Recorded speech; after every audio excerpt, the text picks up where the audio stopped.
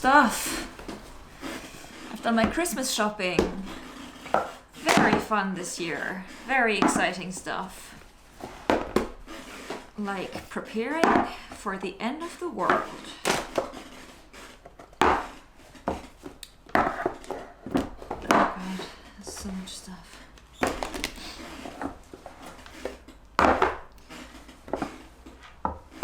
Okay. Yeah. I just went for a run, and on the way back I bought all this, and this is this year's Christmas shopping. I'm gonna probably tidy this away because it doesn't look very nice. Just be right back.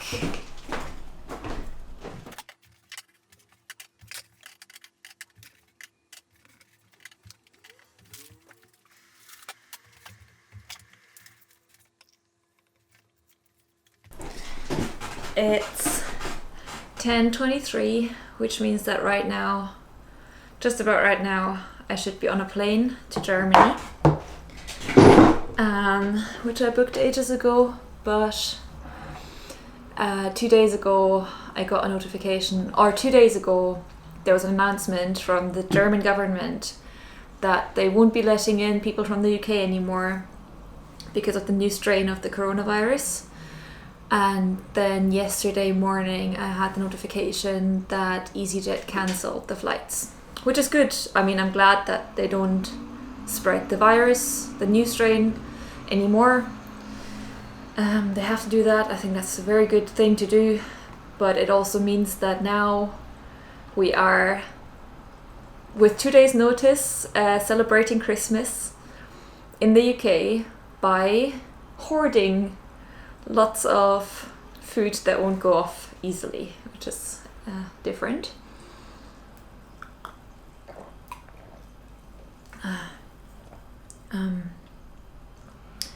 Yeah, it's kind of scary. They said that they already advised to buy quite a lot of sort of like basic household items before Brexit, because I don't know how things are going to go at the border, in case Brexit goes badly and there's a bad deal or no deal. And now all the borders are completely closed between France and the UK, or anywhere in the UK really. There are huge queues of lorries and trucks at the UK border. Truck drivers are sleeping in their trucks, have been sleeping in the trucks for 2 days now, because they can't drive their trucks into the UK from France. So basically the UK is literally like cut off from supply, food supply, any supply, sort of anything from Europe. And therefore I'm buying all these exciting Christmas prep things. And we're gonna be here for Christmas, which is kind of sad. The UK government has been pretty much the worst government, I would say, in Europe at handling the crisis. Well, Sweden was up there, but they just change the rules every single day. You never know what's allowed and what isn't.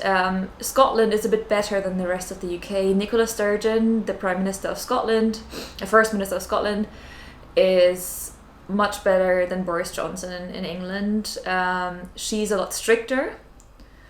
And actually a lot of the new things Boris Johnson introduces are stolen from Nicola Sturgeon, but bottom line is you never really know who you're allowed to meet and who not.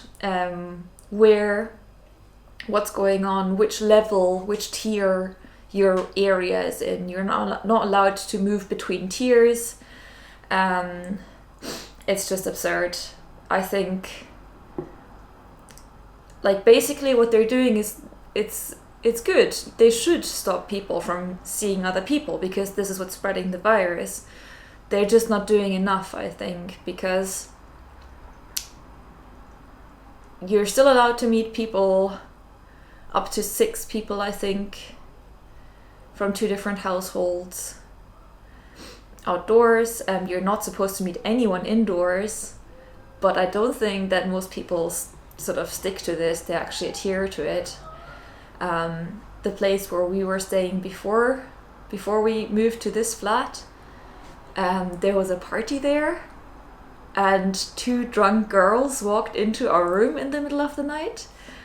So yeah, I don't think that it's actually, that people are actually following the rules enough. And that's one thing. And yeah, the other thing is the rules are just not strict enough. And that's because European governments, they just don't really have enough power to say you are not allowed to leave the house, you are not allowed to meet other people. So they can only really sort of forbid fun things and hope that people don't go out then. But this is not what happens. People will then just go out and drink in the streets or drink in the park and have parties in the middle of the Meadows Walk and stuff like that. So that's the reality is. So for instance, in Germany now, the rule is that you're not allowed to leave the house after 9 p.m. and before 7 a.m. I think. And my dad phoned me, and he's very annoyed about all of this, and he was like, Judith, what's this? Why are people not allowed to leave the house after 9 p.m? Is the virus more contagious after 9 p.m? And I said, no, Dad, it's just people after 9 p.m. are more likely to have fun or want to meet people in a sociable setting. You're not meeting your neighbor for a quick catch up and to see how things are going after 9 p.m. You're actually wanting to go out and have fun. And that's what they're trying to do. So you're not allowed to go out after 9 p.m. now in the UK for a long time now, and in Germany just shortly, you're not allowed to drink. In the UK, you are allowed to drink, but you're not allowed to drink in pubs. So bars, cafes and so on, there's no alcohol in bars and cafes again. So they're trying to make being out and meeting people less fun and less attractive, so people stay in more. Which is basically all they can do in the West. That's they can't say you're not allowed to meet anyone, and you're not allowed to leave your flat at all. People would go crazy. Already there's so many demonstrations and people, anti-maskers and anti-vaxxers, going on huge demonstrations without their masks and just having these ridiculous. I saw in Munich this summer, I saw this huge demonstration of people in the city center where they were all dressed in black, like you do for funerals in Germany, and they were all dressed in black and hold these placards, and it says Trauermarsch für die Demokratie. So it's mourning the death of democracy. That's sort of their take on it, which is just so infuriating. Because what kind of ideal is this of a democracy where you still have the right to do everything you want without caring about the weakest members of society, elderly people who are have diabetes, are immunocompromised in any kind of way. Just because you want to insist on your right to go out and drink with your mates, you don't care about all of these other people. So it's just so annoying. It's got nothing to do with democracy. It's just about people being used to getting their way and not being told what to do and not being told to be considerate to others. Which, is so... It's so frustrating for me in particular to see.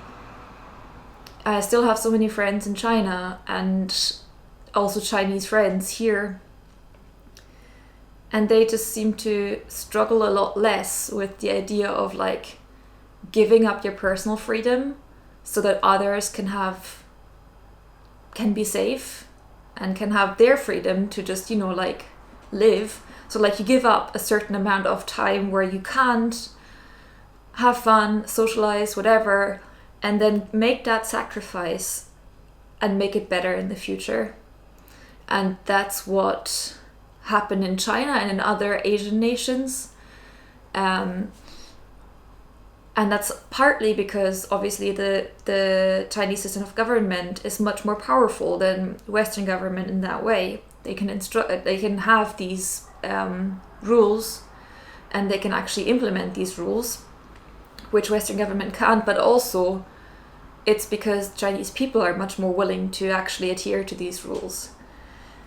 If the Chinese people had all decided that they don't want to do this, obviously nobody could have implemented this, but they are much more reasonable and understand that this is necessary now, which nobody here seems to get, and which is why we're sitting here celebrating Christmas with 15 boxes of like tins of fish and the cheapest orange juice and endless supplies of toilet roll. Yeah. Just because people can't, just for a short period of time, say, okay, just for now, it'll be hard and it'll be better then.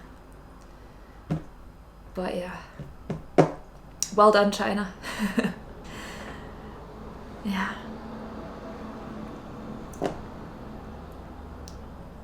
Merry Christmas.